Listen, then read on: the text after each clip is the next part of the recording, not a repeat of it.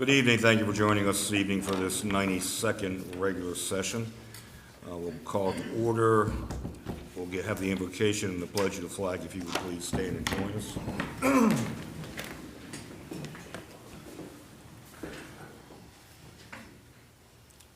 Dear Lord, guide us as we move into tonight's meeting to make the right decisions for our citizens, and bless our city, keep us safe, and bless our first responders who are out on the line every day trying to achieve that. Amen. I pledge allegiance to the flag of the United States of America and to the republic for which it stands, one nation, under God, indivisible, with liberty and justice for all. We'll be acting under the rules of procedure that were effective on January 21st, 2020. The use of cell phones during meetings is restricted, so please mute them. Any correspondence distribution to elected officials should provide a copy for the city clerk to provide for inclusion in the official record. The next meeting dates are February 4th as a work session at 4 p.m. February 11th is a joint meeting with the Washington County Commissioners at 3 p.m. over at the County Administration Building, and then a work session at 4 p.m. here.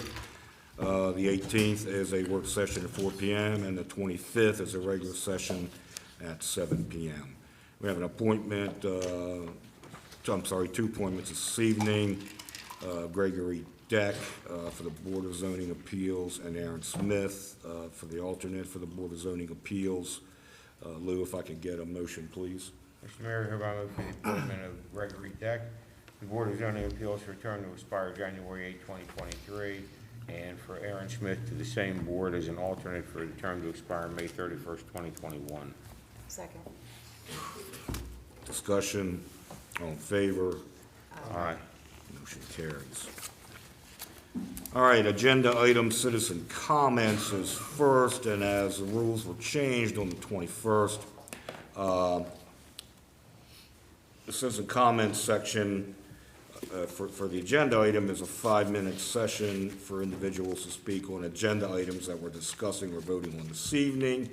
And then later on, at the end of the meeting, you have general citizen comments, which are 3-minute comments after our voting session is complete. So anybody on the agenda item, Jason, Jason, you signed up. Please step forward. Give us your name and address, please. Sure. Jason Dibelbis, 11125 Bemis Durford Road in Greencastle. I was here in front of you a couple weeks ago to talk about two separate items. One was the proposed annexation of about 95 acres of the Interstate 81 right-of-way, and the other was the Heb Road property portion of the comprehensive plan amendments. After watching the council's deliberation last week, which unfortunately I was unable to attend, I felt compelled to come here tonight to clarify a few things about those two items and about the testimony I delivered to you 2 weeks ago.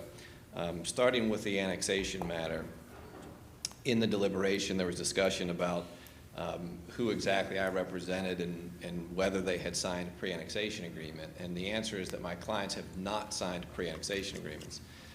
My clients have undeveloped property out in the Hopewell Valley area who do not have the existing pre-annexation agreements, but who are concerned about the extension of the city boundary out into Hopewell Valley, coming closer to their undeveloped properties when they did not expect it to happen anytime soon.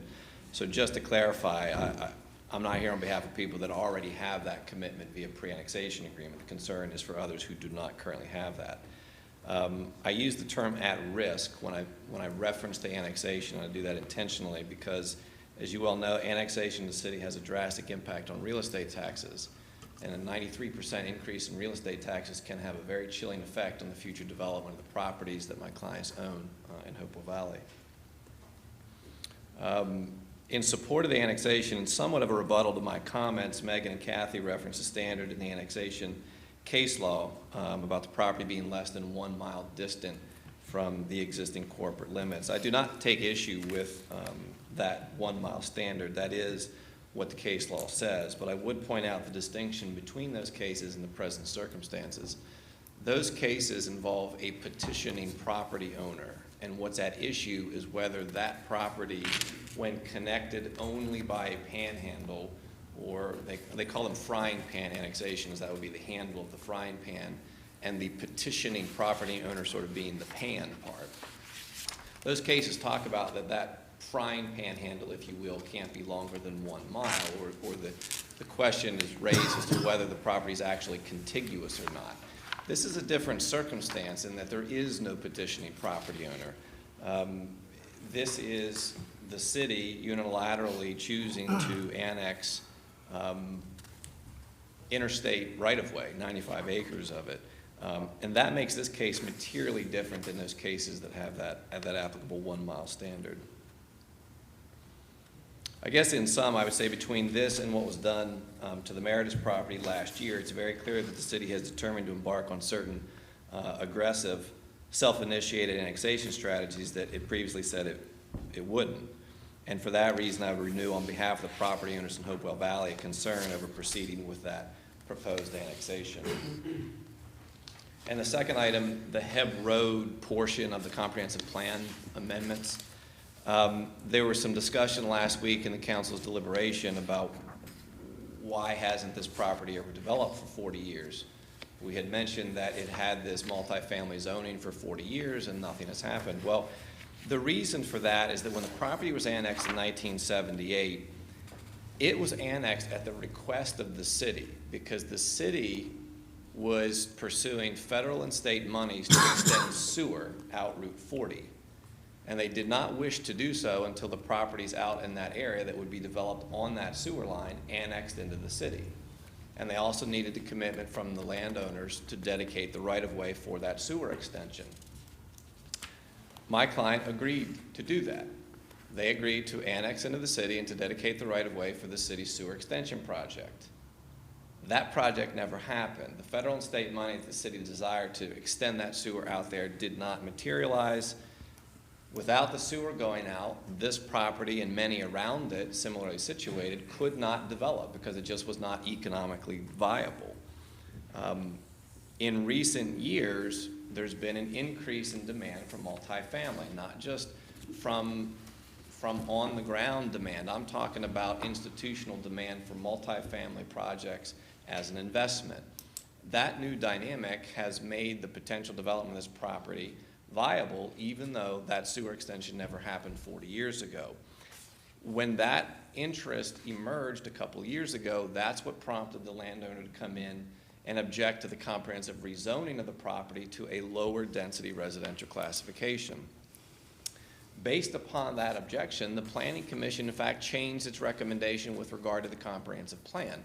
So the recommendation before you has been changed by the Planning Commission to be a retention of the multifamily designation, consistent with the property owner has requested, consistent with what has been anticipated on this property since 1978. So I just wanted to clarify those couple of things with regard to the history of that property and how we got to where we are today. Thank you, Chief.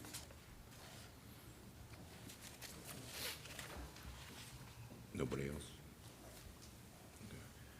So no one else was signed up to speak on the agenda item issues. If there is anyone who missed signing up and wishes to speak on the agenda items this evening, please step forward. Thank you. All right, seeing none, going to move into the public hearing, land management code amendments. Mr. Bachmiller. Good evening. Steve Bachmiller for the Planning and Code Administration Department. This is a public hearing for a package of text amendments to the city's land management code for the year 2019. Just to give everybody a little bit of a background of why we're here this evening. What is the land management code? It's a land management code consists of 4 interrelated topics which used to be separate city ordinances. It's a total of 8 articles. First and second are general provisions and powers of bodies and boards. Article 3 is the definition section that deals with the definitions through the rest of the ordinance. Article 4 is essentially the former zoning ordinance. Article 5 is the subdivision and land development ordinance. Article 6 is the floodplain management ordinance. Article 7 is the forest conservation ordinance, and these all are interrelated to one another in the development of land within the city. And then Article 8 is the enforcement section for the overall land management code. How is the code amended?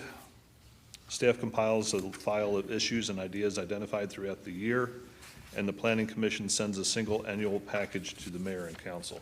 It's a pretty significant undertaking to amend this ordinance. It requires public hearing notices in the paper, which cost, et cetera. So the most efficient way to do this is, as we identified issues throughout the year, we hold them, we create a file for them, and then we present them to the Planning Commission at one time, once a year. A public hearing was held on November 19th by the Planning Commission. Adjustments were considered based on the comments made at the hearing, and the commissions voted to forward this package, revised package, to the mayor and council on December 11th. The mayor and council now holds this public hearing to take public comment and testimony on the proposed amendments. There are a total of 29 proposals in this year's package. Many are minor corrections, clarifications, and adjustments, but several proposed regulation changes of significance. And I'm going to walk briefly through a description of each of those 29, so this will take a few minutes, but we do have to include those into the record. I will be as brief as possible. Each one is a separately identified report within the package of materials that were posted on the city's website. They're numbered 2019-01 through 2019-29. 2019-01 adds wineries to the land use chart in the category with breweries and distilleries. A winery is not a vineyard, it's where wine is made, and therefore we thought it would be good to include that in the zoning classifications, where you would also make beer or spirits as well. 2019-12 is a proposal to permit larger accessory buildings on residential lots over 20,000 square feet. Right now, they're limited to a cumulative of 900 square feet, and they can't be more than one story. This would allow, on properties of over 20,000 square feet with certain circumstances, that they can be larger and also up to 2 stories tall. 2019-13 adds several permitted uses to the IMU zoning district. This is a result of the annexation of the hospital lands on the other side of Antietam Creek. We were asked to look at the IMU district to look for ways where it could be made more compatible with the county zoning that they were losing. So there are a number of proposals that are proposed here. However, there are a few things that they did ask us to look into that the Planning Commission does not recommend, and that is in that individual report. 2019-14, it adds several permitted and special exception uses to the CR district. This is as a result of the request of the owners of the Daub Farm property, which is CR zoned. Most of it is currently CR zoned, which is commercial regional. There are some industrial type uses that they also asked the Planning Commission to look into. The Planning Commission adopted a couple of them, but for the most part, the industrial uses were left out. However, we do have them addressed in the proposed revision to the planned unit development. There is talk that the developers here may do a planned unit development. They may have the opportunity to incorporate some of those industrial uses if they move forward with a PUD. 2019-15 revised the local conversion overlay district to permit reuse of apartment units in expired non-conforming uses and other minor adjustments to this provision. For clarification purposes, this allows, if you have a non-conforming use building that is expired and had more than 2 apartments in it, right now you're only allowed to bring back up to 2 of them. Here you basically can resurrect, as long as they're physically still there, apartment units within expired non-conforming uses if it goes through the local conversion overlay process. 2019-17, add electric vehicle charging stations to the use chart as a permitted or special exception use in 7 zoning districts. To this point, we've allowed them as accessory uses.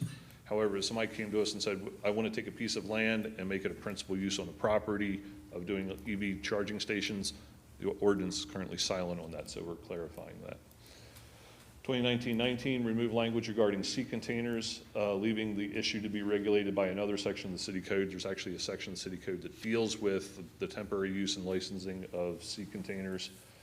We kind of had overlapping ordinance requirements in the zoning ordinance. By pulling them out, this allows for people to propose sea container homes, which are becoming somewhat the residential rage throughout the country within the city. So by pulling this out, we still have the sea container ordinance, which would regulate them in the traditional way that we think of for storage, but this provision actually specifically resulted in a prohibition on sea container houses within the city. 2019-23 permits mixed-use residential and commercial developments in the CG and CR districts on properties of 15 acres or less by right, which means all you need to do is, if you want to do this, you need to process a site plan with the Planning Commission. There's no rezoning that's involved, but it's only up to 15 acres, and there are design standards associated with it. If somebody wants to do it on a property of more than 15 acres, then that would kick into the PUD, the Plan Unit Development Overlay process, which this body would have the opportunity to weigh in on. 2019-24 creates standards for the use of self-propelled vehicles and trailers for the ongoing use of sales and vending uses. If somebody wants to take a trailer and set it up as a permanent place of business on a property, technically it's not a building. Right now, the way the ordinances are written, it's not subject to setbacks, things like that. It just creates development standards for them. 2019-25 reduced the minimum area requirements for dwelling units based on numbers of bedrooms. We found that what we have incorporated in the ordinance seems to be a bit more restrictive than other jurisdictions, and we're finding it hard to work with them within retrofitting existing buildings in our downtown area. And I will point out, though, that in residential areas, typically this is not going to result in an increase in potential residential density, because usually the number is usually of dwelling units is capped based on the square footage of the building as it is. This just deals with how large the units can be within the units. However, in the CCMU and NMU zoning district, there's no specific provision in that. 2019-27 overhauled the PUD overlay requirements to make them more flexible and appealing to use, creating two subcategories of PUD. That would be one that was a PUD-V, standing for village, which is in our residential zoning districts, and it's more of a residential character but has a minor commercial component. PUD-R is intended to be applied in our commercial zoning districts and be more predominantly commercial in orientation. And the reason why these are being overhauled is because the feedback we've been getting from the development community is they would like to do PUDs. However, the way we have them written, they're incredibly onerous from their perspective to try to fit in within arbitrary standards. Here, it basically puts it on the developer to propose what the setbacks, the layouts, et cetera, would be, and demonstrate that it's a good design for this body to review and approve. 2019-29 permits civic and social organizations and community centers in the IR district. That was the result of a request from Boys and Girls Club for a facility that they are looking to expand onto an adjacent property in an IR zoning district. And those were public requests and economic development initiatives. The second category is those addressing code deficiencies and updates to meet new standards. 2019-02 create a definition of mixture of dwelling types. This is a result of a discussion we had with a developer's representative. We thought this needed some clarification. 2019-03 moved the design standards for the CCMU and NMU zoning districts from Article 4 zoning into Article 5 subdivision land development. This gives the Planning Commission a bit more flexibility in dealing with unique circumstances in our more congested zoning districts in redevelopment. 2019-04 lists prohibition against vinyl, paddock, and post and rail fences along streets, and there are some other minor adjustments to the section pertaining to fences in residential areas. 2019-05 remove redundant definition of boarding or rooming house. 06 create maximum permitted building height in the POM district by special exception. There's basically an error in the POM regulations. Your permitted height is actually higher than your special exceptions height. Doesn't make a whole lot of sense, so we're fixing that. 2019-07 require a note on development plans, site plans, and minor site plans about compliance with the state roadside tree permit process. This is not something that we enforce, but it's good to put the developers on notice that, hey, this is something at the state level that you do have to deal with when you're developing adjacent to existing roads. 2019-08 update provisions of the Forest Conservation Article to meet recent state code amendments. We run this draft past DNR staff that administers it at the state level, and they agree that our proposed changes are compliant with the state recent changes. 2019-09, add a definition of rooming unit to help with the administration of regulations on rooming houses. This was at a request of our enforcement staff. 2019-10, add provisions that prohibit setback variances in cluster subdivisions. A cluster is basically permission to create smaller lots if you set that, the difference aside in open space within the development. But this is an option on the developer's part. If they're coming in and saying, okay, we want to have smaller lots, don't come to the city later and say, now I need variances from the Board of Zoning Appeals because I can't work with the lots that I voluntarily committed myself to. We found that this was actually a provision in Frederick zoning ordinance, and we thought it was prudent to add to ours. 2019-11, create a 5-year amortization for exemption requirements to meet car sales, buffering, and landscaping requirements. Right now, we have a provision where if you're going into a property that the last use was a car sales facility and there hasn't been an intervening use, you don't have to comply with these standards. But we ran into a situation where we were literally trying to figure back 20 years whether or not there were intervening uses of the property. And we just found that that was a bit odd that somebody would have vested interest in something that hasn't happened in 20 years on the property. Therefore, instead of having it be the last use, basically the last use was within the last 5 years. So we kind of create a stopping point 5 years in the past. And this is 250% more than our typical non-conforming use expiration period of 2 years. 2019-16, clarify the intent of the definition of non-conforming use. Again, this came from an enforcement situation and developer's representative. We thought there needed to be some definition, clarification of what the definition of it, or what intent means within that definition. 2019-18, prohibit the use of tents for uses that are intended to be permanent or semi-permanent and providing a definition of tent. 2019-20, require new zoning certificate for new or transferred uses, basically makes the existing zoning certificates non-transferable. 2019-21, establish parking requirements for newly constructed hair salons and barbershops. 2019-22, overhaul the wireless communications facility regulations to meet current federal law and address new trends. 2019-26, create authority for the zoning administrator to determine reasonable accommodations subject to a policy to be adopted later. This is for implementation of the Americans with Disability Act and the Fair Housing Act.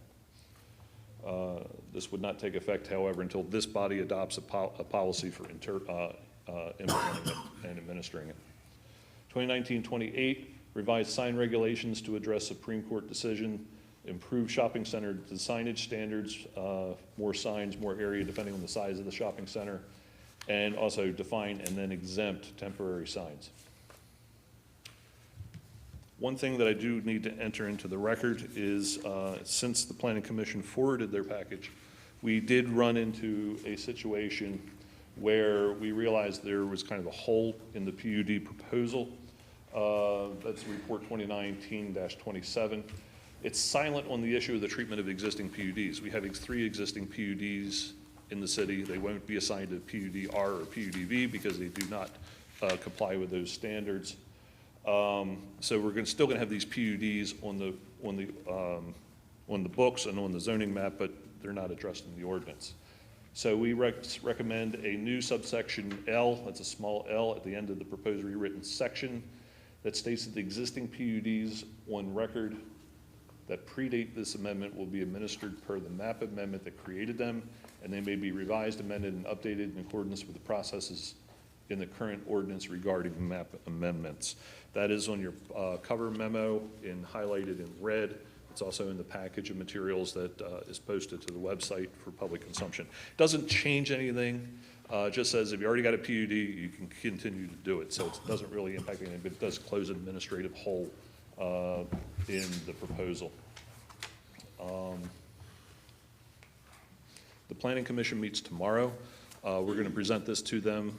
We anticipate that they'll be fine with it and forward their recommendation to you that this be added to the package tomorrow. We checked with the city attorney's office in advance of this, and they're okay with this proposed way of going about doing this. Following this hearing, The certificate of I want to enter into the record the certificate of advertisement and the planning commission file into the record by reference. The mayor and council may permit the record to remain open for 10 days in order to accept additional written comment after this hearing. After the record closes, the mayor and council will discuss input received and will make a determination on how to proceed with the recommended amendments. And once that determination is made, then an ordinance will be introduced to adopt the selected changes. Following the approval of the ordinance, the changes will go into effect in 30 days. Proposed package can be found on the city's website. You click on the link to planning and zoning on the government page and then click on LMC amendments. That'll take you to 2 PDF documents of the 29 proposed individual reports. That's all I have. Any questions for Steve while he's at the podium? Thank you. Thank you, Steve. We'll open it up for those who want to testify either for or against. The first one to sign up is Jason Davelbis. Thank you. Jason Divalbus, 11125 Beamersturfer Road, Greencastle, PA. I want to start off doing something that you may have never heard me do before, and I don't do often enough, but I wanted to thank Kathy and Steve and Megan for the amount of effort they put into these text amendments. This is a fantastic thing that I always scream about, should be done more often by both the city and the county and everywhere I do work. So thank you for taking on this effort. It is a lot of work that they put into this.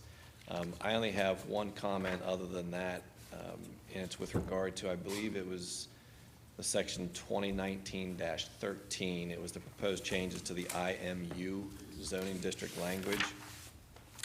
I am here on behalf of Emeritus Medical Center, who owns properties out at the Yale Drive and Medical Campus Road area that are zoned the IMU. The IMU, amongst the purposes for the IMU, is to provide locations for light industrial parks and office parks. In progressing slowly but surely out in that area is that very thing, an office park, and maybe one day to turn into a light industrial park with the chief property out there. Nonetheless, neither restaurants nor pharmacies are actually permitted by right in the IMU. And therefore, neither of those uses would be permitted in that area, even though, in Maris's opinion and mine, both of those would be consistent with the purpose of the IMU. They would both be compatible and consistent with the development of light industrial parks or office parks out there. To be specific, restaurants under 3,000 square feet are not permitted at all. And if they're over 3,000 square feet, they're permitted as a component of a larger mixed-use building. I think that warrants some additional attention to possibly allow a restaurant as a standalone use, because it would be appropriate if that area were to develop the way it's expected and desired. With regard to pharmacies, this one's a little more challenging, and Steve and I have talked about this one several times. A pharmacy is not actually a specifically defined use in the land management code. It is in one of the innumerable uses included within a general category of retail sales. And retail sales, again, are only permitted as part of a mixed-use building. But the modern-day design for pharmacies is simply not compatible to be part of a mixed-use building. That's not what the pharmacies want to look like and operate like these days. Now, Meritus has no specific development plans for the property out here, but they could see the potential for one or both of these types of uses in the future, and therefore, we believe that ought to be revisited and possibly added to the list of principal uses in the IMU. Thanks. Jim Daub and Jim Castillo did you wish to speak? Okay. Name and address, please.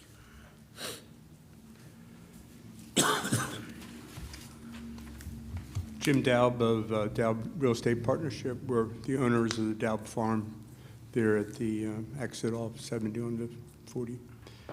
I'd like to start by also... If I could, as a point of order, Mr. Mayor, since we have a rule order, we really need to enforce it for everybody, and that's requesting their names and residential addresses. Yes, I need yes, and it's Sure. not just, it's your full name and your residential address. James C. Dowd, residence address 6417 Pratt Avenue, Baltimore, Maryland, 21212. Thank you. I'd like to start also by thanking Kathy and Steve for all the discussions we've had over, I guess it's been almost 2.5 years. Those discussions were very productive, and we had a good exchange of information. I became personally involved in those discussions for one specific reason, and that is to really understand where the city was coming from, what some of the key points were for the Dowd Farm, and how we might develop it. We had a very constructive development with the city many years ago with the annexation, and we wanted to approach this in the same spirit. 3 things came out very clearly to me from those discussions.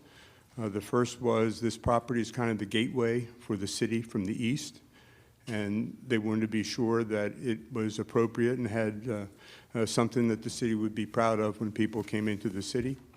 The second thing was to be compatible with the uses around the property.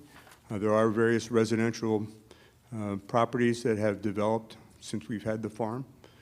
And then the third thing is to look at the employment that the property and that its development might bring. We appreciate all the changes that were made based on those discussions. Our concern, though, still remains the need for more flexibility. Mr. Bachmiller had mentioned industrial and the fact that industrial would be excluded.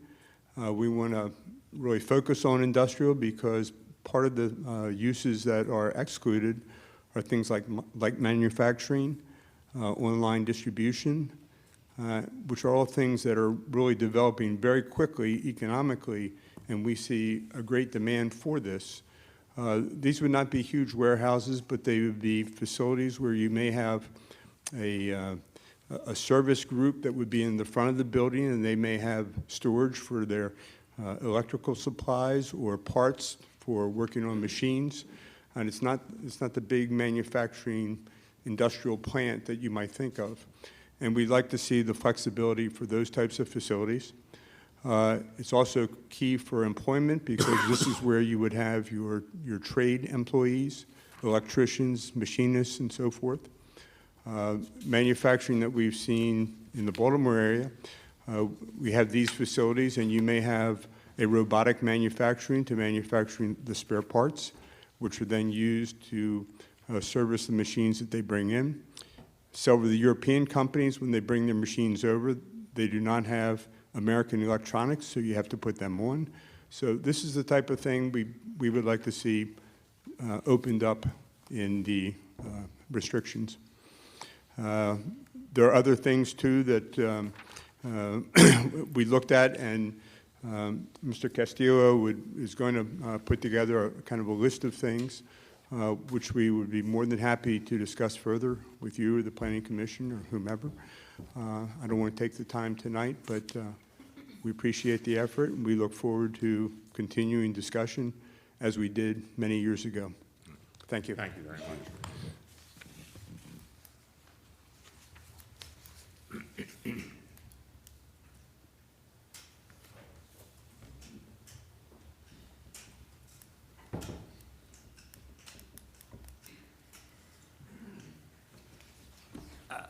Good evening. My name is Jim Castillo, 4711 North 24th Street, Arlington, Virginia, 22207.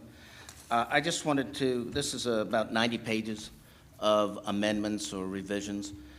We've gone through it very carefully. We've had a lot of discussions with Steve and Kathy, and we've reached agreement on many of the things. But some of the issues we didn't agree on. The Planning Commission, I would say, went largely along with the recommendations from the planning staff. We still think that there is some discussion that needs to be had before this is finalized in a revised ordinance. I just wanted to touch on a couple of them to give you some idea of the things that we think should have more discussion, because I think it's both for the benefit of the development so that it can go forward, and it's to the benefit of the city as far as employment and all all the benefits that happens with development of 100 acres plus on this site. We have gotten state highway approval for a major entrance onto the site. It's a multi-million-dollar construction project, but we have gone through both the city, the state, and the county, and we have done the hard work to get the piece of property in a state where you could develop it. And what will happen in this, in my opinion, and I've been doing development for many more years than I would like to admit, is that, the world has changed in the last 20 years. Retail has fallen out of favor as far as it being the prime driver of development, and many other kinds of development are taking its place. A lot of big boxes have died out, and things have combined so that where there were 3 grocery stores, now there's 1 grocery store. But some of these things I just wanted to touch on with the hope that we could get a forum where we could talk about these things instead of occupying a whole public hearing, and just have an informal discussion, so that we'll certainly submit a written comments on this. But the value of having a face-to-face is that you can react to each other's thoughts and maybe get to a negotiated point much more easily than just writing things back and forth. So I just want to touch on a couple of things. Some of them might seem to you to be petty, but from a developer's standpoint, they're important, and I believe there should be some massaging of the language so that everything can be more successful. One of the first ones, this is in Article 5, Section 1, it talks about the exterior wall surfaces and the fact that they should each have similar architectural treatments and materials. That would make a great deal of sense if it was a smaller development. But when you're having a development over 100 acres with a variety of uses, there's no reason why they can't be compatible without being the same. So I think some language there would be helpful to the development. Let's say, for example, IKEA wants to go there. There's another part of this document that says you have to have earthen tones on the exterior treatment. IKEA's landmark is a big blue side with IKEA in yellow letters, certainly not earthen tones. So I believe you have many protections for aesthetic approval. The staff first, then the planning commission, then it comes up to you. And I think that maybe something like that, which prohibits so many other imaginative kinds of architectural treatments, might be loosened. And I know you guys have a lot of stuff on there, so I'm just going to go through some of these quickly. There's another section, Article 5, Section I, subsection 8, that talks about the requirements for a site plan. And the requirements of this says that the proposed uses, grades, and general dimensions and locations of proposed structures, street parking areas, walkways, easements, and property lines have to be put on the site plan. We're talking about a project that's going to take a number of years. We will not know all of the uses at the beginning. Some of those will come on 1 year, 2 years, 3 years later. And so to have a preliminary sketch plan requirement that makes you give information that you don't have because you haven't made a business deal seems to be onerous. There's a conflict in the heights of buildings. One place it says it's 150 feet for a CR zone, another place says 130 feet.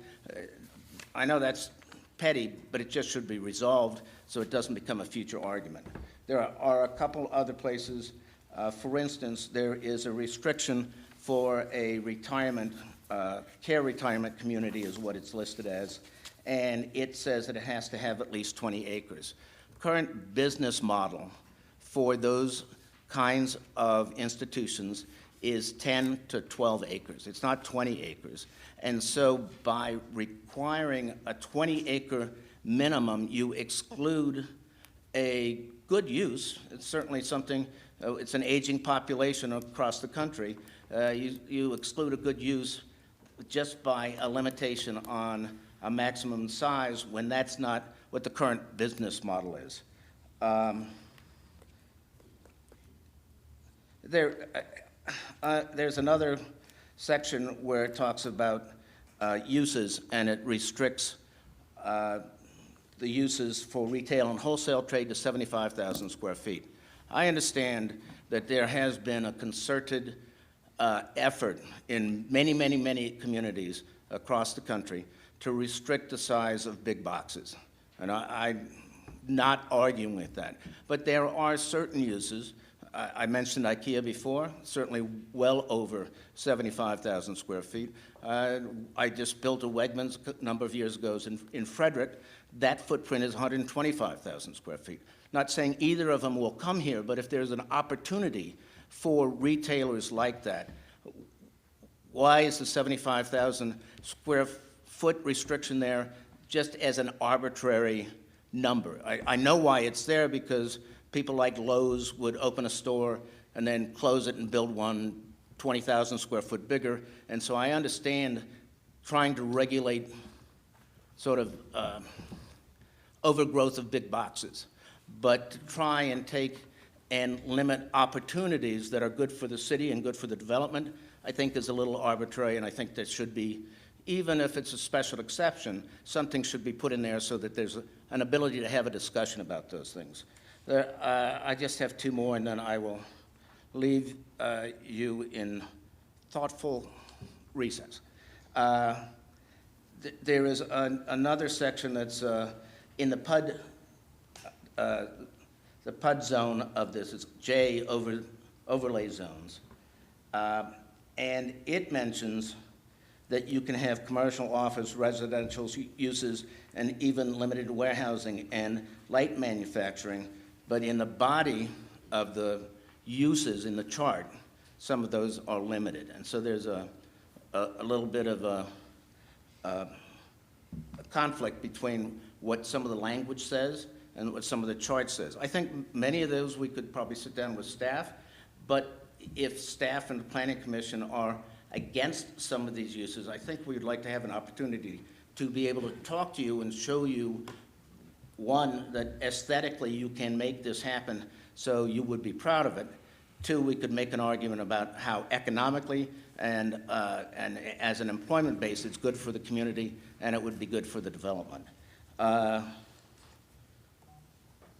Oh, and the last one, once again, these are just a number of some that I picked out so I could give you an idea of why we want a conversation, is that in the general requirements for a planned unit development, it requires two things. It requires that construction begin after 3 years, and I believe that you can get a time extension. So that's not so onerous, but I would like to have some language that would say it would be granted if such and such and such was done, rather than just having to go and after spending millions of dollars, then having to go back and re-argue the whole case because there's some capricious nature of approving the extension.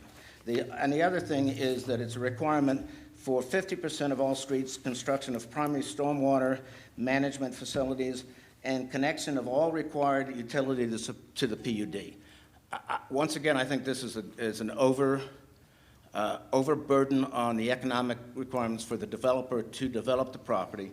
Once again, this is over 100 acres, and it could well be developed in stages where you develop 30 acres at a time, and then start again 30 acres after that.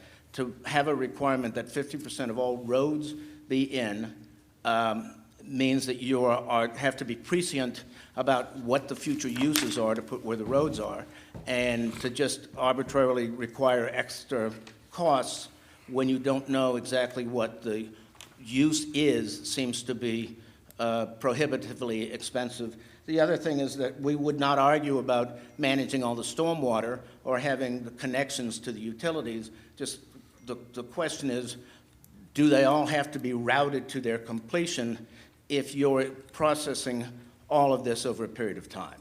So those are just some of the things, but once again, we just wanted to have a chance to have some conversation in front of this mayor and council so they would understand with a little more detail why we have some objections to these, and I think most of them are easily fixed. So thank you for your time. Sorry to take so long. Thank you. Thank you. There's one thing that you probably want to clarify for the mayor and council. Oh, yeah, Steve wasn't helpful. No. That's a joke. There's actually two significant sections of these proposals that deal with the Dow Yes. property, the changes to the CR zoning district, and then those associated with the PUD. And I just noticed that you're kind of going back and forth between them, and I just want to make sure that we're clear that we're dealing with more than one section of the ordinance. Yes. And they make a bit more sense working together than it appears if you go back and forth in the presentation of it.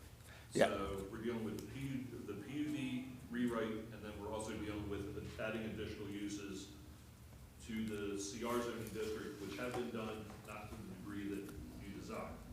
So just so we're clear, we're dealing with two different sections. It's not just referring to one section of these proposals. No, Steve's absolutely right, and Steve and Kathy spent a lot of time going over this with us, and we think we came a long, long way from where we started, but we think it can be massaged a little bit more to both our benefit and the city's benefit. So you'll put your recommendations Yeah. in written form so that we can have them within the 10 days and we can have a Yes. discussion at a work session about it. Yes, absolutely, sir. Thank you. Thank you. Thank you. Anybody else on this issue? Steve, anything more from you? Okay, we'll keep the record open for 10 days, and we'll close out this public hearing. All right, next up is the approval of minutes. Mr. Mayor, I move for the approval of minutes as presented for the mayor and council meetings held on December 3, 10, and 17, all 2019. Second. Discussion, all in favor? Aye. Motion carries. Consent agenda, Mr. Mayor, we move all consent agenda be approved as presented. Second. discussion, all in favor? Aye. Carries. Approval, whoop, wait a minute, there we go. Approval of an ordinance to amend the code of the city of Hagerstown, adopt a new chapter 224 tax sale property repurpose program which establishes a program for addressing delinquent tax sale properties in the city of Hagerstown. Mr. Mayor, I hereby move for mayor and city council to approve an ordinance to amend the code of the city of Hagerstown to adopt a new chapter 224 tax sale property repurpose program, which creates a tax sale property repurpose program for vacant and abandoned tax sale properties. This program will facilitate the repurposing and revitalization of tax delinquent, vacant, and abandoned properties located within the city of Hagerstown in order to protect and enhance the city neighborhoods. The city will seek opportunities to transition subject properties to new ownership through tax sale foreclosure as permitted by the state of Maryland law. The amended city code section is attached. Second. Discussion, all in favor? Aye. Motion carries. Approval of an ordinance, tax sale property repurpose program process and guidelines. Mr. Mayor, I hereby move for the mayor and city council to approve an ordinance to establish process and guidelines for the tax sale property repurpose program for vacant and abandoned tax sale properties. This program will facilitate the repurposing and revitalization of tax delinquent, vacant, and abandoned properties located within the city of Hagerstown in order to protect and enhance city neighborhoods. The city will seek opportunities to transition subject properties to new ownership through tax sale foreclosure as permitted by the state of Maryland law. The process and guidelines are attached. Second. Discussion, all in favor? Aye. Motion carries. Approval of an annexation resolution I-81 CS6 Halfway Boulevard right-of-way, case number A-2019-01. Mr. Mayor, I move for the mayor and council approve an annexation resolution for an annexation known as the I-81 CSX Halfway Boulevard right-of-way for the transportation corridor right-of-ways. The portion of property to be annexed is approximately 95.64 acres in size and is intended to be added to and made part of the adjacent municipal lands. Second. Discussion, All in favor? Aye. Aye. Opposed? Motion carries. Introduction of an ordinance acceptance of donation of real property at the Greens at Hamilton Run. Mr. Mayor, hereby move for the introduction of an ordinance accepting the donation of approximately 11.667 acres of land from the Washington County Commissioners of Washington County, Maryland, to the city of Hagerstown. This action returns to the city a portion of the golf course conveyed to the Board of Education in approximately 1988. Second. Discussion. All in favor? Aye. Motion carries. Adoption of amendments to the comprehensive plan. Vision Hagerstown 2035. Mr. Mayor, hereby move for mayor and city council to approve the attached resolution, which will adopt the planning commission's recommended amendments to the comprehensive plan Vision Hagerstown 2035. All state mandated public input processes and timing of action by the mayor and city council have been met. Second. Discussion. All in favor? Aye. Opposed? Motion carries. Approval of resolution amendment to the lease agreement for the city of Hagerstown, property located at 11850 Indian Lane, Hagerstown, Maryland. Mr. Mayor, I hereby move that mayor and city council approve the attached resolution authorizing the amendment of a lease agreement at the city of Hagerstown property located at 11850 Indian Lane in Hagerstown, Maryland. The amendment will extend the term of the lease. Second. Discussion. All in favor? Aye. Aye. Aye. Opposed? Motion carries. Approval of resolution to accept a grant agreement with the Maryland Historic Trust. Mr. Mayor, I move to approve a resolution to accept a $60,000 grant from the Maryland Historic Trust for the rehabilitation of the entrance building and gatekeeper's house at 424 North Mulberry Street. I further authorize a city match of $75,000 as provided for in the FY 1920 budget, and authorize staff to proceed with the design and repairs to the exterior of the structure. Second. Discussion. Just a note, I know we've had a significant amount of conversation regarding acceptance of this additional funding from MHT and the obligations ongoing for responsibilities to the building. I'm not certain. I was hoping staff at some point could clarify for mayor and council, because I know that there's been some deliberation over some form of public-private partnership reuse of the structure. And one of the issues that arose in my mind was whether or not this was purchased with any portion of POS funds for the greater, whole of the property, and any limitations that may have on our ability to proceed with any type of public-private partnership wherein we would have the authority to transfer the property to a private entity that had interest in redevelopment of it, and whether we would have to pay back any portion of POS funds in order to achieve that. So we'll check into that. Okay. Anybody else? All in favor? Aye. Opposed? Motion carries.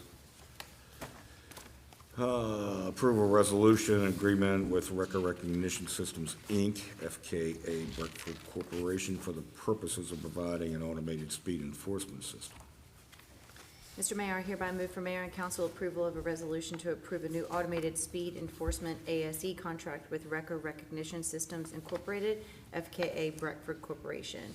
Both parties wish to terminate the 2017 collections contract, except as set forth therein in the parties' new ASE contract.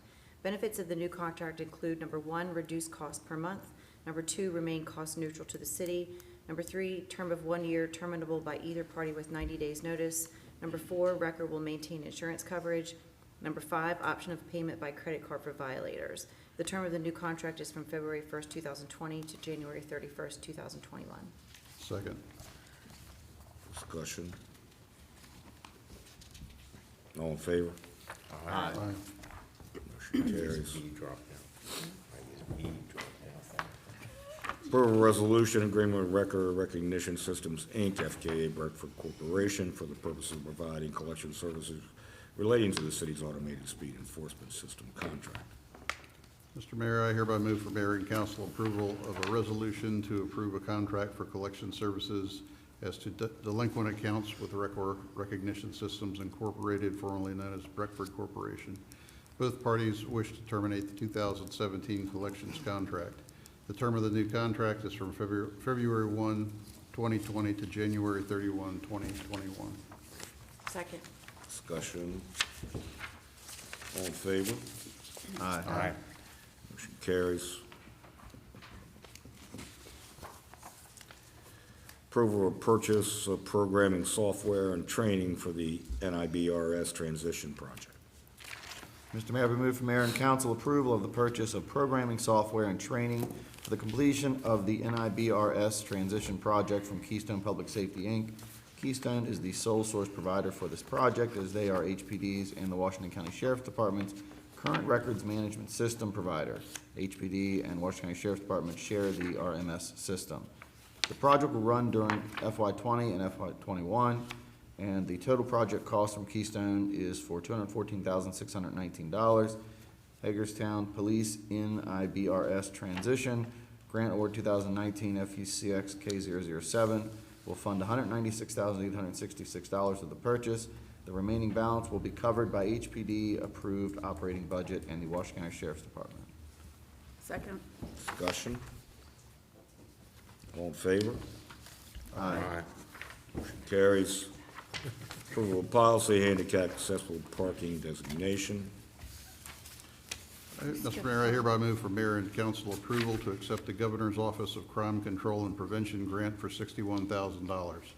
The purpose of the grant is to assist in the Hagerstown Police Department's recruitment and retention program to recruit and retain sworn officers. The program efforts are to attract more qualified candidates that can successfully complete the hiring process in Police Academy and retain existing sworn personnel. Grant funding provides incentives. Acceptance of the grant will not require additional funding to the approved budget and will run through the remainder of FY20. Okay, now that was not the approval of policy handicap accessible parking designation. That was the approval and acceptance of HPD recruiting and retention grant. There it was. So, Did we skip one? we have a No, we motion, didn't skip. second? Second. Second by, Yeah, by who? I seconded it. Okay. Shelley second. All right, Shelley. Discussion? All in favor? Aye. Motion carries. All right, approval of policy, handicap accessible parking designation. Mr. Mayor, I hereby move for the approval of policy entitled Handicap Accessible Parking Designation. This policy will provide guidance to staff for the designation and installation of handicap accessible parking within the city of Hagerstown. Second. Discussion? All in favor? Aye. Opposed, motion carries. Approval of public exhibitions of dangerous elevations exemption, Boys and Girls Club of Washington County's Over the Edge event. Mr. Mayor, I hereby move that the mayor and council approve an exemption from the City of Hagerstown's public exhibitions at dangerous elevations ordinance under Section 173-5 of the Code of the City of Hagerstown for the Boys and Girls Club of Washington County's Over the Edge event on April 25th, 2020. Second. Discussion? All in favor? Aye. Motion carries. Amendments to the Community Development Block Grant, CDBG Annual Action Plans. Mr. Mayor, I hereby move for the mayor and city council to amend the fiscal year 19 and fiscal year 20 Community Development Block Grant Annual Action Plans in order to reallocate CDBG funding to the Mitchell Avenue Traffic Signal Project, City Park Upper Parking Lot Project, and Medal of Honor Triangle Project. Details of the CDBG amendments and reallocations are attached. Second. Discussion? All in favor? Aye. Motion carries. All right, next up is general citizen comments. I have several people who are signed up to speak. Call your name. If I mangle your name while I'm doing it, please forgive me. But step up to the microphone, give us your name and home address, please. First off, Wayne Hose. 3 minutes. Wayne Hose, 7918 Pendleton Court, Boonesboro, Maryland. The reason I'm here tonight is to give a voice to the employees that work in the customer service department here at the city of Hagerstown. My wife is an employee there. Currently, there is a construction project taking place in this department. The project is specifically for the abatement of asbestos flooring. This flooring has been there for many, many decades and was also there when the department was remodeled about 20 years ago. It was not removed then. Asbestos flooring in its current condition creates little to no danger. However, this same flooring, when being removed, creates a potential for the asbestos to become airborne, and if not properly vented or persons are not properly protected and there's a failure somewhere in the temporary ventilation system, this creates a potential for an exposure. And of course, you all are aware that exposure could lead to nothing or some type of cancer. Yesterday morning, workers performing the abatement were overheard arguing about the ventilation tent that has been constructed to keep the deadly asbestos away from city employees and the customers that come into the department. Now put yourself in the employee's place. How comfortable would you be if you heard this argument? These are the people who are constructing the ventilation tent. Employees' concerns, and I'm sure the public's concern, if they knew what was going on, is why does this work have to be done when employees and citizens have the potential to be exposed? This job is only supposed to take 3 days to complete. Why is the job not being done on a weekend or in the evening when employees and the public are not present? Understandably, costs are a factor, and if the abatement is taking place in an area of the building that is not highly traveled, this idea would be acceptable. But to perform this type of work in an area of the building that has the maximum exposure to employees and the public is incomprehensible. Why would you take this type of risk when you don't have to? Any reasonable, rational, compassionate person would never risk an exposure to someone else. As you sit there, I would want you to think about how you would feel if your spouse or family member was put in this situation, because we all know accidents never happen. In closing, I think you should realize that the employees in your customer service department are hardworking, dedicated, and loyal employees. They are cursed at, called names, and insulted on a daily basis. These types of reactions happen from customers, and it's not of the employee's fault, but because of the fact that they are the messengers for you enforcing your direction. I think at minimum, you should have had this project done on a weekend when these hardworking employees would not have had to needlessly be exposed to asbestos. I would hope in the future that when these types of projects are happening, one of you will require that they would be done when employees are not present in that area. Exposing employees and the customers should always take precedent over the bottom line number. Everyone's life is important, and exposing people needlessly is unfathomable. Thank you. Thank you, Wayne.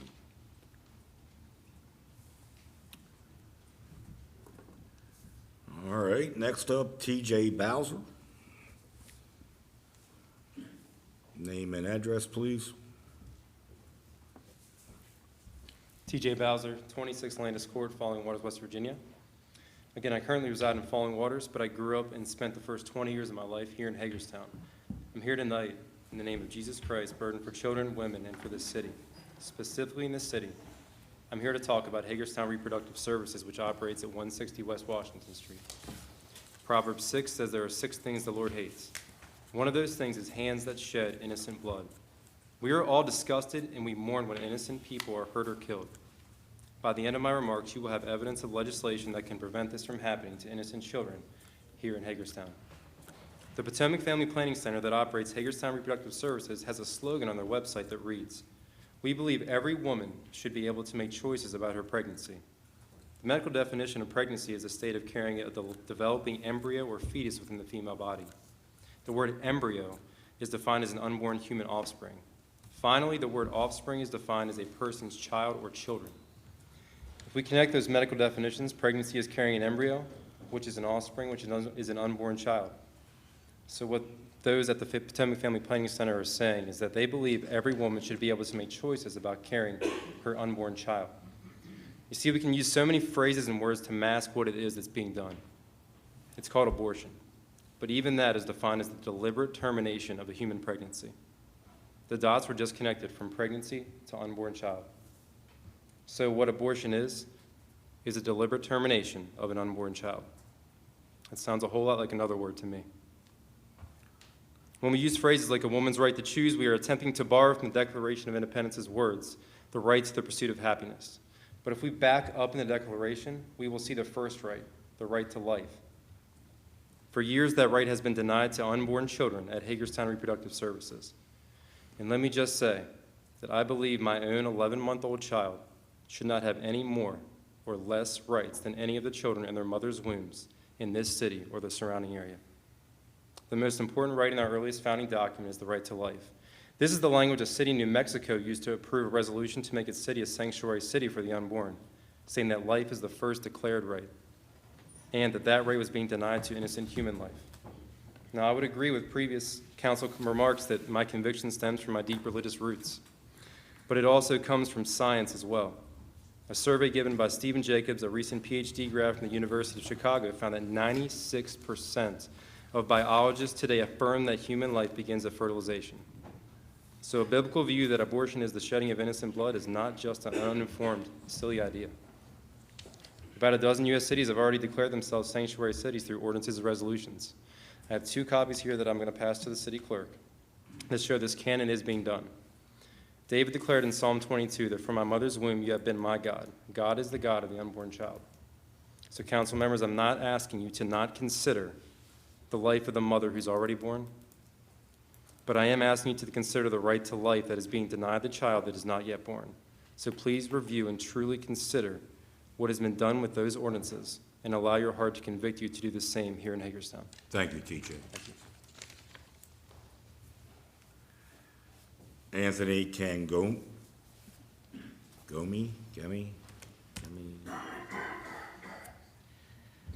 Anthony Kangemi. Address, please. Yes. My name is Anthony Kangemi. My address is 10363 Bridal Court, Hagerstown, Maryland, 21740. Good evening, Mr. Mayor and City Council members. My name is Anthony Kangemi. I'm a resident of Hagerstown, like I said. Thank you all for your hard work and service that you provide to our city. You are appreciated, and I and my church pray for each of you by name regularly. I have left cards with the city clerk over here for you this evening to personally invite you to Hagerstown Church.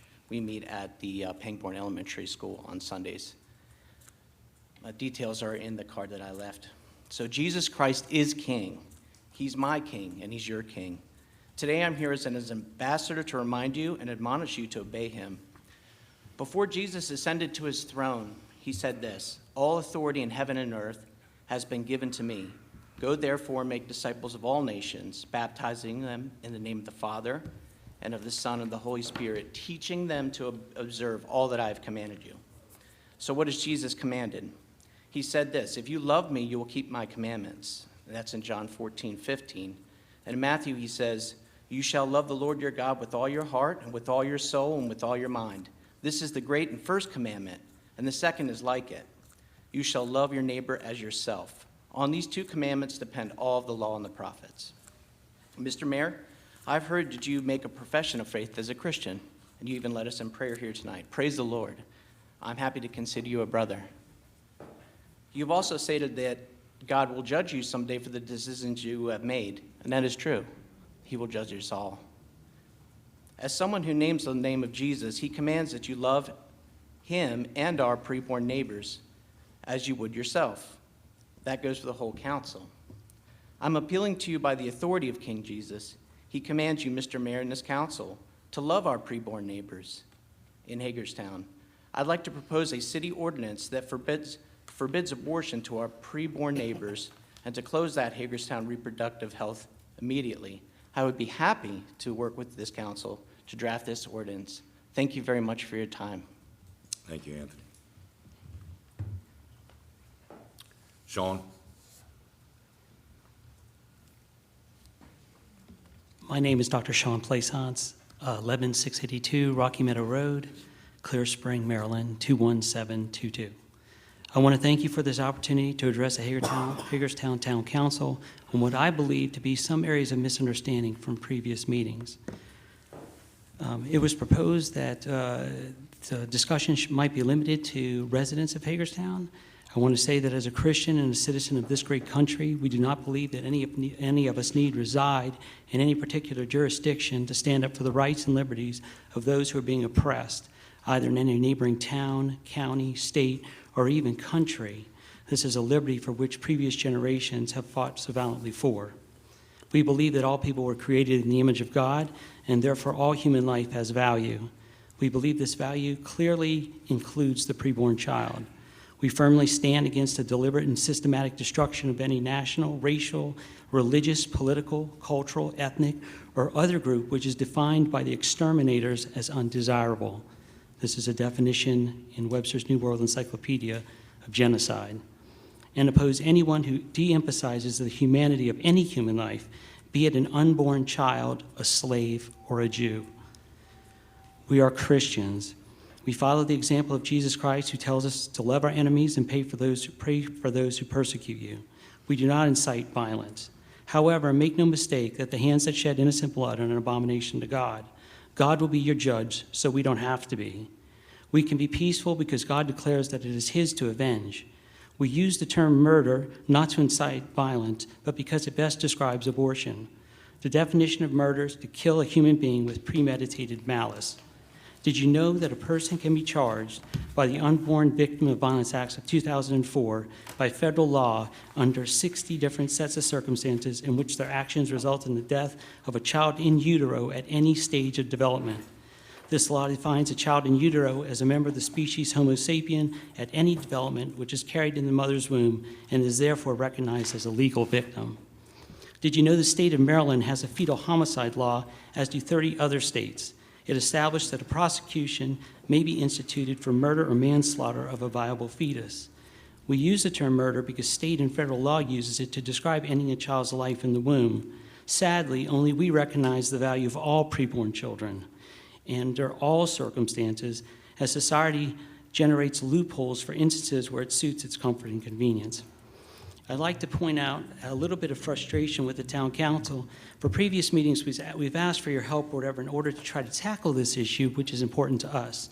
I wanted to let the town council know that the physician that has been attending to the clinic, the Hagerstown Reproductive Services, has had an expired license since September 2019. We've since observed him enter the building 24 times. We also want to say that it's been up to us to notify the city that we've had peeling paint and trash and somewhat Thank you, deplorable Sean. conditions. Okay, Thank you're you. welcome. But I don't think that this should be the city's Thank you. conduct of medical claims. Jeff Burlechek. Hey, sir, how are you? My name is Jeffrey W. Burlechek. I live at 46 South Cannon Avenue. Mayor, I have some neighbors with me from there. Can they cede their time to me? Because my issue is a little longer than 3 minutes here. Can I get like 5, maybe 6 minutes? All right, let me get started so that I don't delay too long. So, recently I retired. I served in the military for 26 years. I did 3 years, enlisted in 23 as an officer, culminating as the commanding officer out here at the former Fort Ritchie, Sidar, Raven Rock Mountain Complex. I really fell in love with Hagerstown back then. And so when I retired 7 months ago, my entire plan is to move back to Hagerstown and enjoy, this beautiful city. And also thank you all for the work you all do. I appreciate it. Everybody that works in this city. I had a whole thing prepared, but I'm going to speak a little bit off the cuff. So on January 12th, unprovoked, only because I asked a drug dealer to move his drug operation off my sidewalk, I was attacked brutally by 8 people, at least 8. They chased me. First, they assaulted me, and the one kid that hit me from behind has actually bruised me so badly that my upper lobe is bruised, and the flesh in between the back of my shoulder and the front of my chest, perhaps even a cracked or broken rib in there. 16 days later, it still hurts to laugh, breathe, or do anything with this side of my chest. So I'm attacked brutally by this guy. I evade to my backyard, and 8 of them, 4 women, I believe it were, looking north into my fence, trespassing on my property. 3 men came around the back side of the house, and these are all just recollections of what was happening, and held me in the back of my yard, Chief, in the back of my yard, while 2 more came through my fence. They came through my fence hunting me. And I have now a thatch rake, and I'm up on a podium or on a little space where they can't see me. I'm concealed. You see, I'm a U.S. Army retired colonel that has extensive evasive training. Had I been a normal 58-year-old man, I'd be dead right now. Is it gonna take me getting killed for action to be taken in this city about the drug problem and the safety on the streets?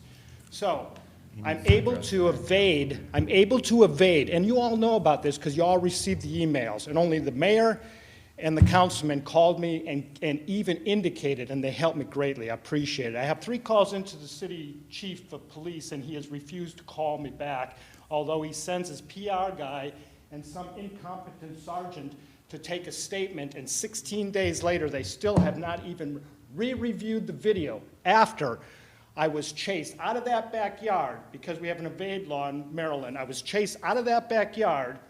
I had a fat rake in my hand. Mr. Shoup, the man who egregiously violated me by coming on my property, screaming he is going to kill me and beat me to death, was milliseconds, my friends, from dying. I was going to put that fat rake in his forehead. Why? Because I had nowhere else to go. But his foolish friends left. So I evaded again. In a single bound, I think I made 30 yards over my back fence and ran to my next yard. Now you have a U.S. Army colonel, retired, 58 years old, running through his backyard, away from one yard to the next, while being chased by 8 people. The guy that assaulted me went up around the sheets, took the time to grab his drug bag and run down the road to my house. When the police came, you know what happened? They pulled their service revolver on me and put it right there, while the people that were attacking me were running away. Unacceptable. And shame on the newspaper and the media for not picking this story up. I informed both the television and the others. This is not safe streets in Hagerstown. These are not safe streets. I beseech you to provide the police officer with the resources to do the job. I beseech you to take your focus off of volume trafficking and make our streets safe. First, close the markets. When the markets are closed, the violence is gone. To the council, All please. right. So, well, it's this gentleman right here that puts my life at risk and has not reacted appropriately. When his police officer told me to go barricade myself in my house and don't come out again for the rest of the day, not once but twice, and that was his solution to allow those who trespassed, loitered, did drugs, have sex on my porch, violate me 50 times.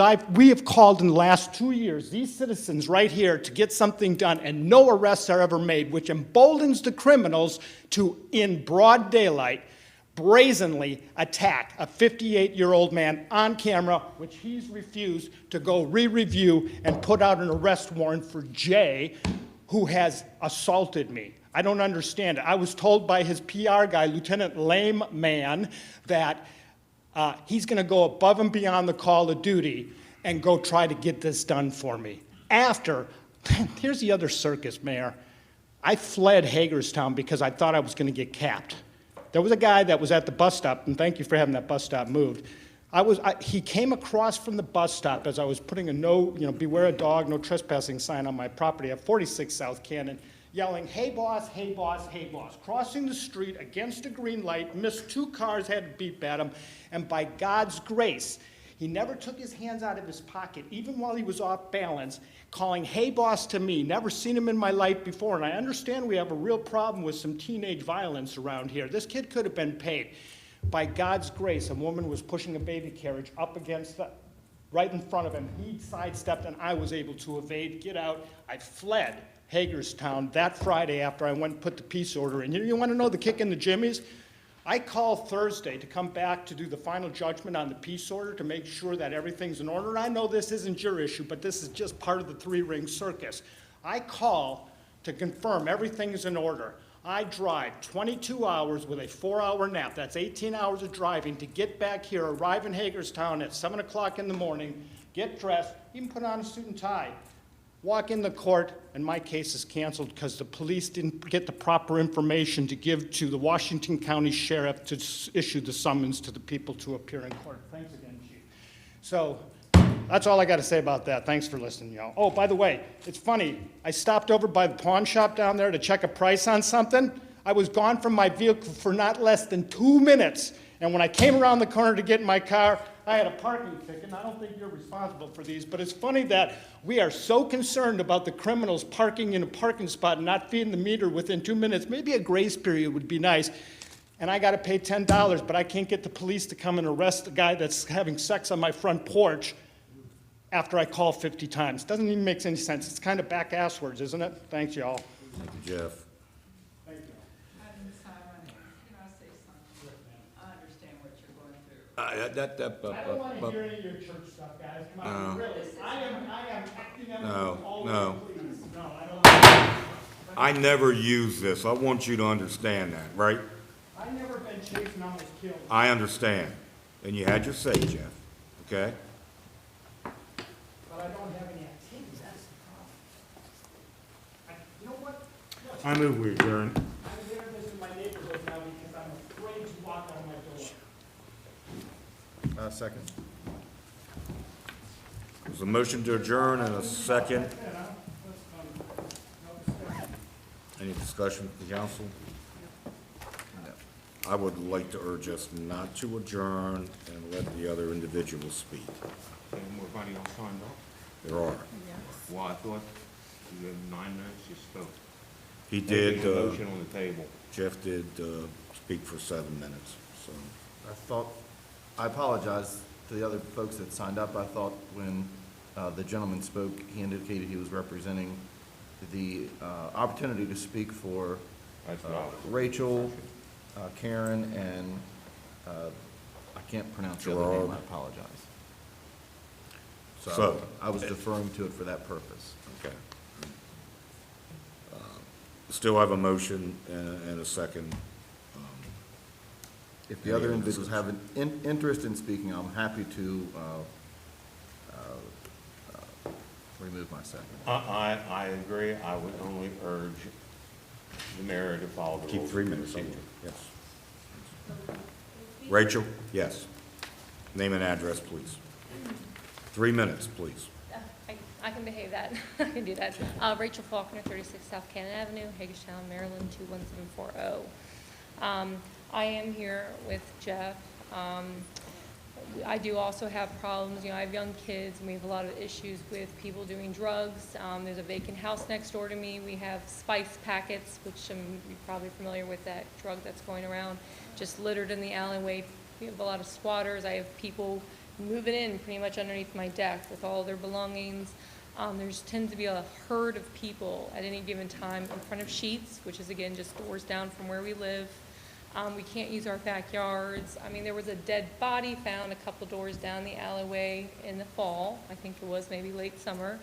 But this is kind of, the area's getting worse. I think more surveillance in the area around Sheets. I mean, the Sheets does have an automated voice that goes off every so often. I guess maybe they have a button that pushes to try to get people to move on if they're not, you know, buying anything.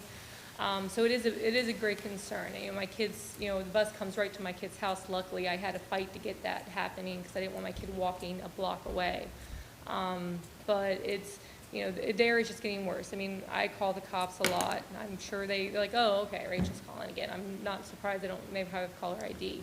I mean, we have the call for people, you know, men beating women in the streets, and then there's needle tops in front of my stoop. And I mean, we were here before the hospital, and it used to be a lot safer area with surveillance. I just think that if they could put some surveillance cameras in, I think that would maybe scare some of the people away from just hanging out in front of the Sheets. And I mean, again, it's like a herd of people. So I just, you know, calmly want to say, you know, it is a great concern. You know, we want young families to kind of move in here. I would love to go shopping in the city and bring money to that, you know, but I don't feel safe letting my kid play on my deck even. That's, you know, right off my kitchen, just because of the traffic and the riffraff that's in the area.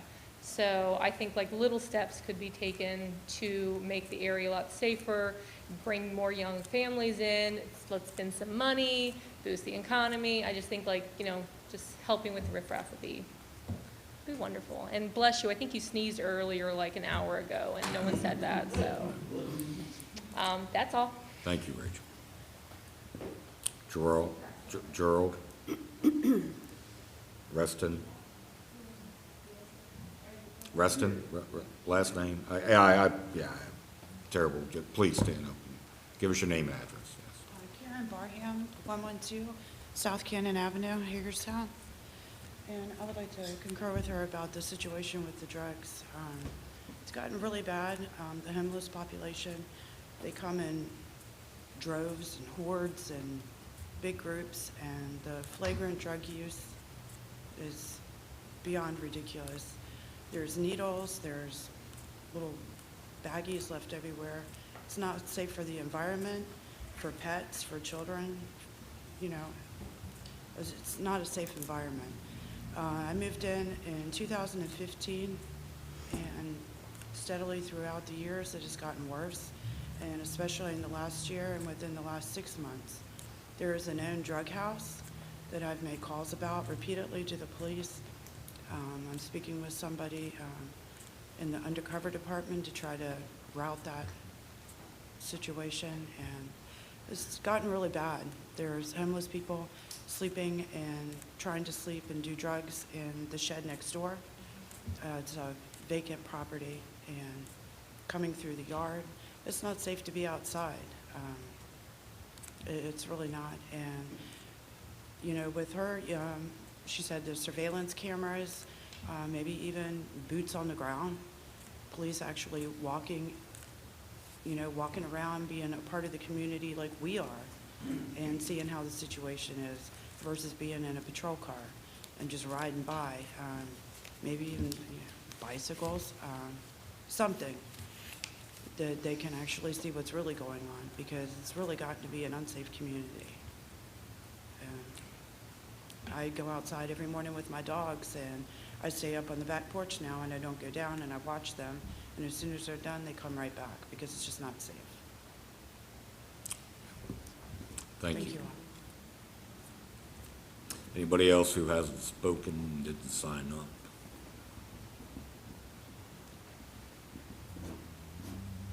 My name's Kevin Spielman, and I live in Potomac Towers on South Potomac Street. I use CVS Pharmacy on Cannon Avenue, and I've got to agree with these individuals. The drug activity and the alcoholism has got way out of control. They need police protection in that area. Thank you all. Anybody else? Yes.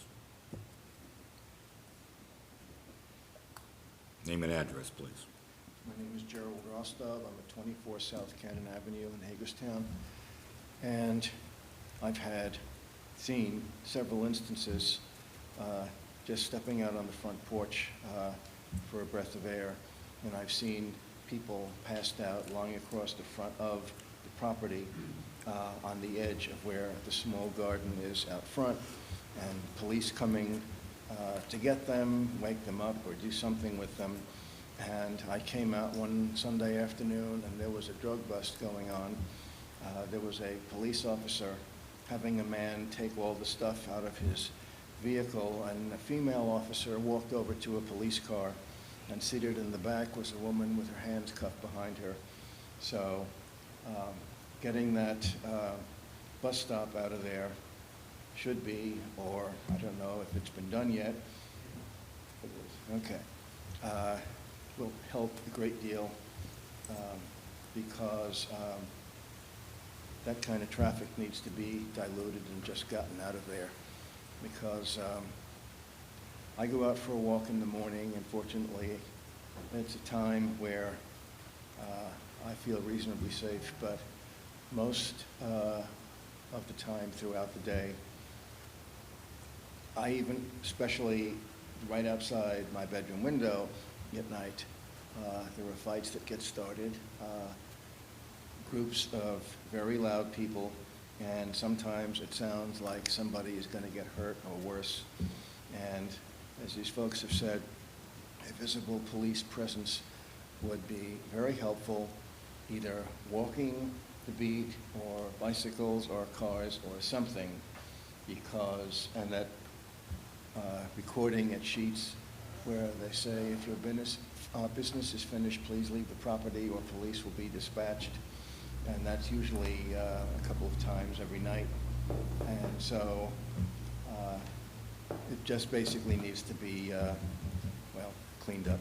Thank you. Thank you.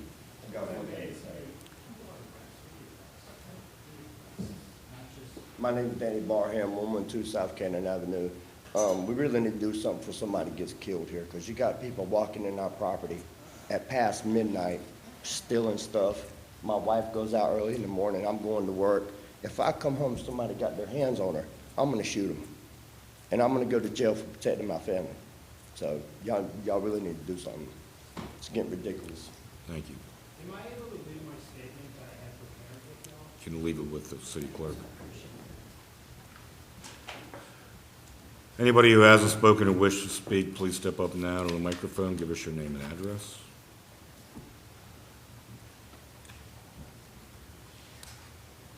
Yeah, my name's Wanda King, and I've probably told you before, I've lived in Hagerstown many years, since 1984.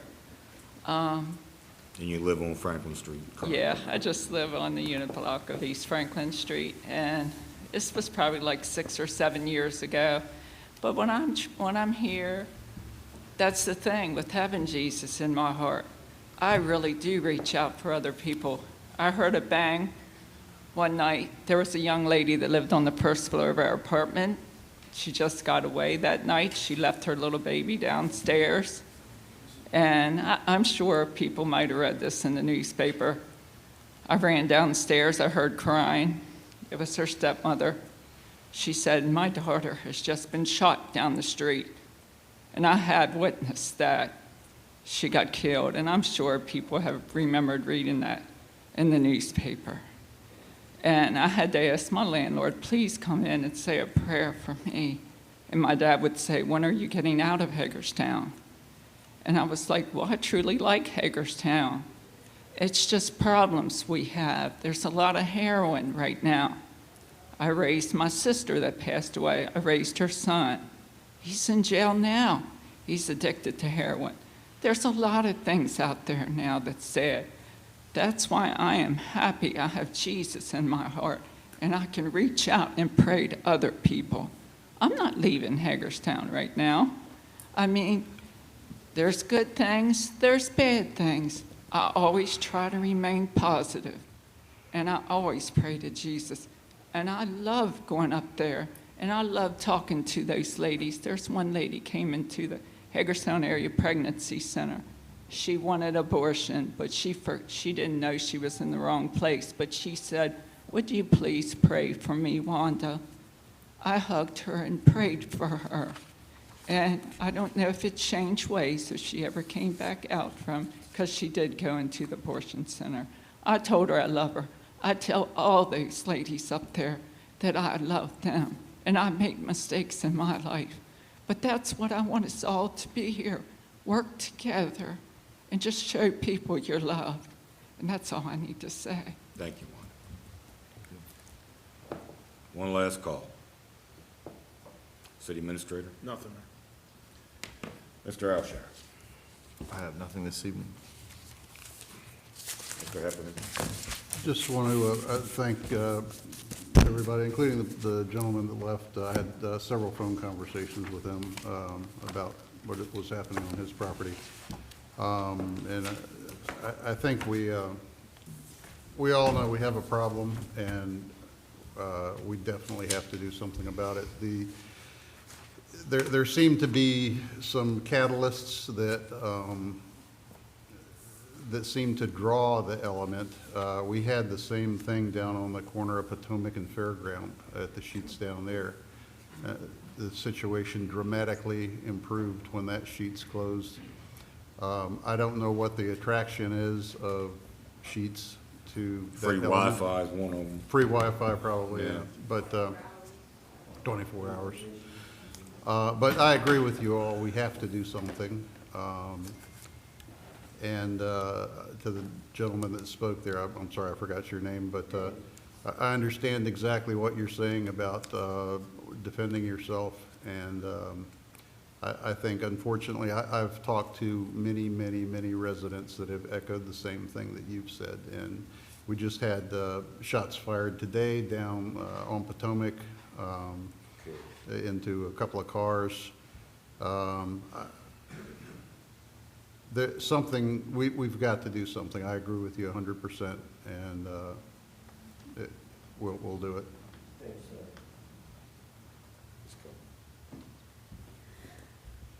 So the Washington County Health Department has a harm reduction team that goes out to high-risk areas like that and can help with peer recovery specialists to try to talk to the people who are struggling, try to provide them resources, but also they do clean up. So I know you guys talked about how there's drug paraphernalia and everything like that. They're always looking for high-risk areas. A lot of times they look at the OD mapping and see where a lot of overdoses are happening and try to target there. But I'll forward this information to them tomorrow to have their team try to come out. At the very least, they can help clean up, you know.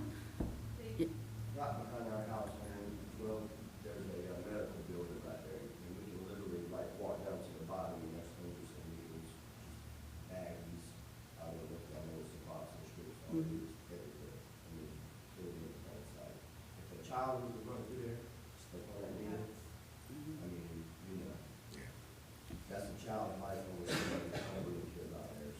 Yeah. That's not fair.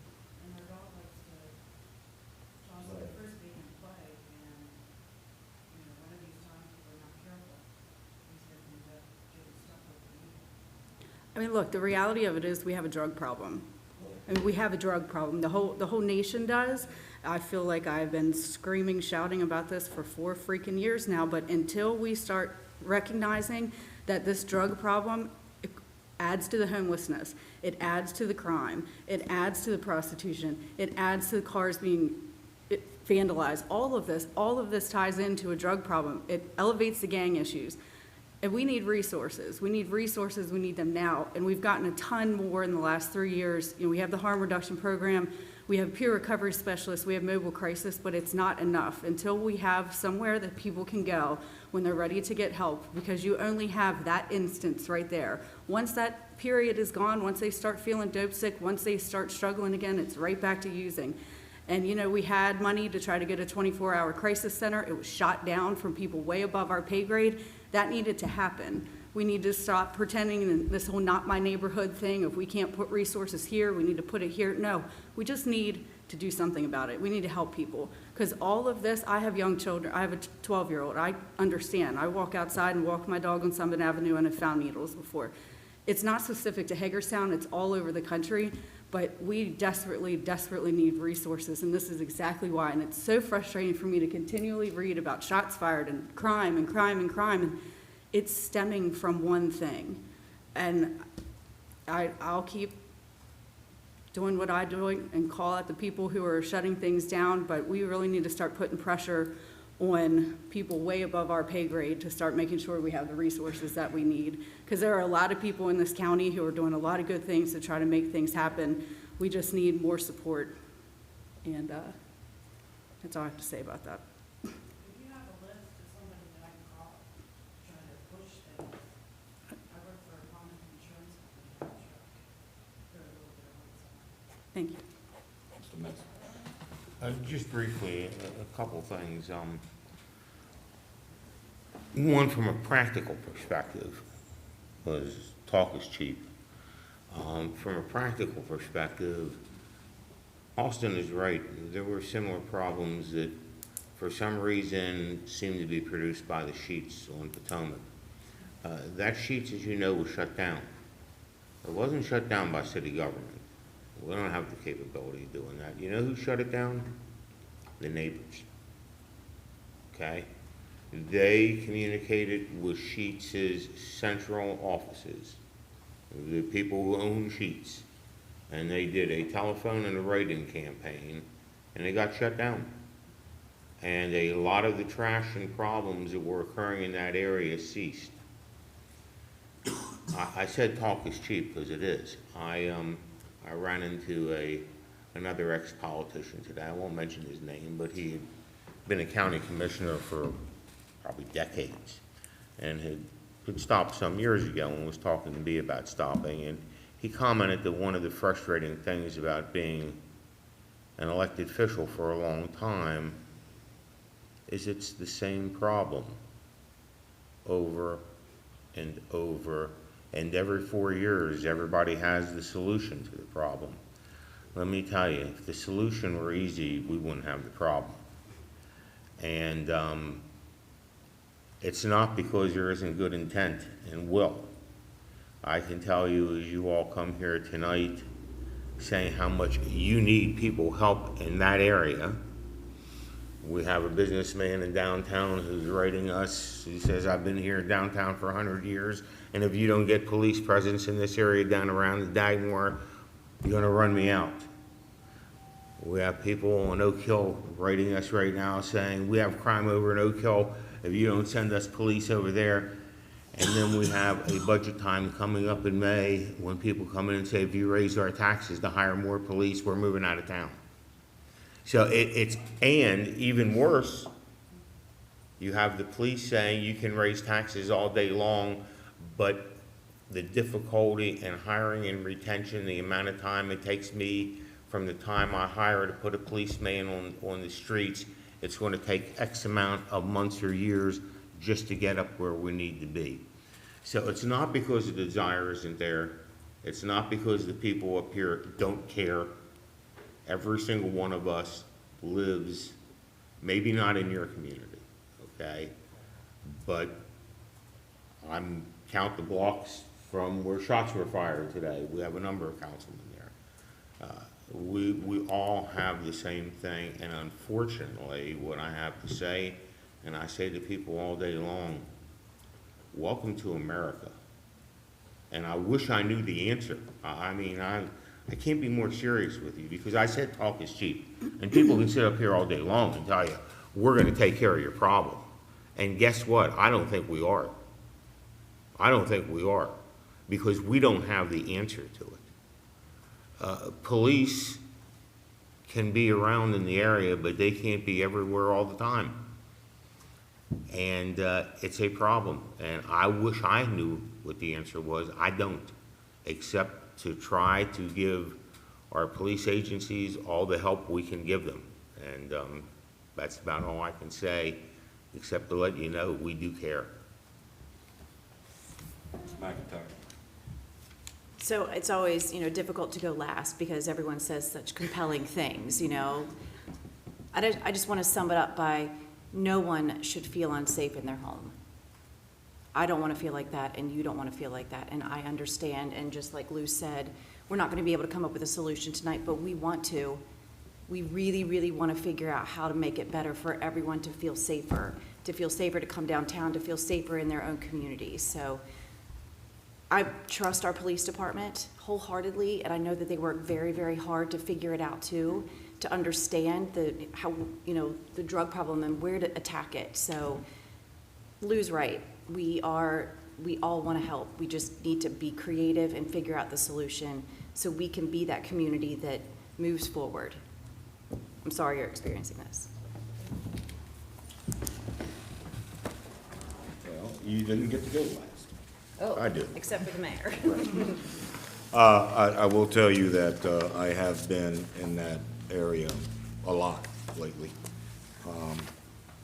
I actually called in a week ago and let them know that there was a situation across the street from Jeff's place. And I sat up on the hill at the hospital and I watched it. I went over and visited the CBD place because I hadn't been in there yet, and I wanted to say hi, and I stood in that window and watched. And when I called, it took 22 minutes before a police officer came by. So I understand the frustration. And just so you know, it's, again, not just your neighborhood.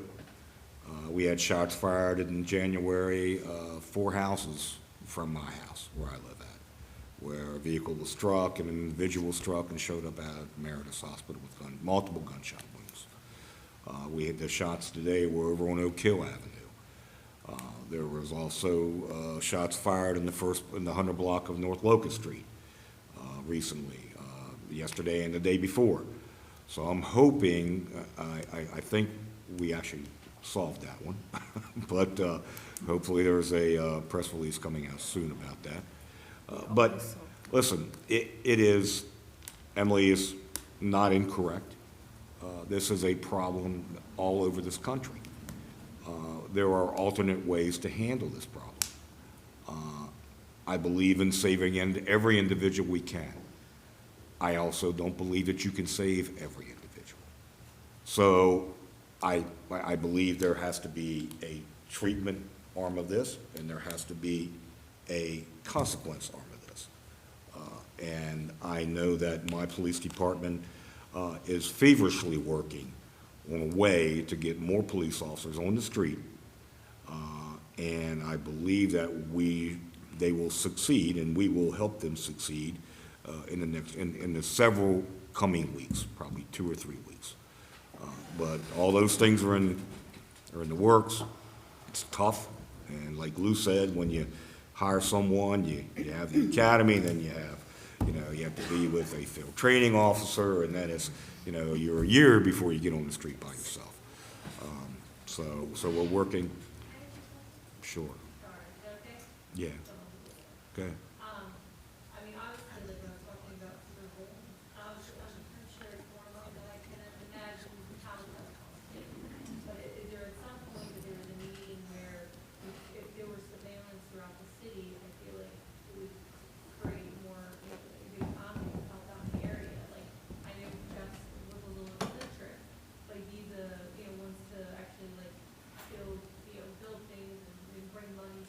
I know.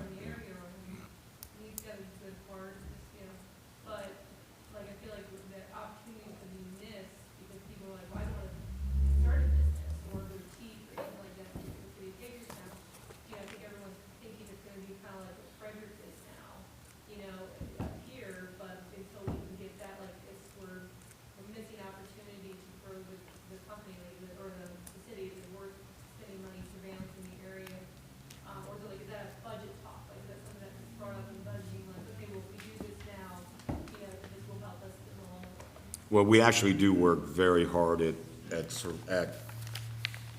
putting up cameras for surveillance. We get grant money for that from some federal agencies also. So I mean, we have that capability, and we receive as many grants as possible on all aspects, so it doesn't cost the general fund budget that money.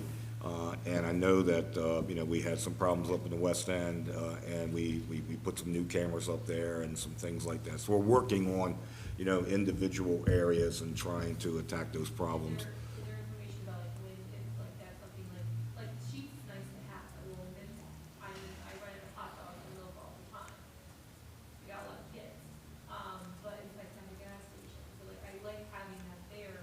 Right. Yeah, I'm hoping that it doesn't come to that, just so you know. I hope that doesn't turn into Potomac Avenue, but, I happen to know that we're focused on that area, okay? I got one question for you. I know y'all got lots of surveillance, but what's good of surveillance if it's not being utilized to come and do action? It's the sheet, that's the sheet. Right, and now there's cameras all up down. They're all, they're all. Okay. Well, I wasn't sure if there wasn't like something that we can do to help guide, let's say in like the budgeting or where, surveillance, or I don't know what you guys do to. Well, we try to leave as much of that up to the police department as possible, because they're the experts, so. Sorry to interrupt. It's okay, sorry. So anyway, I'm not gonna beleaguer this any longer, but, just know that, these are the things that keep all of us up here, up at night. So we're with you, and, we'll figure it out. So. There you go. All right, so we're adjourned. Thank you.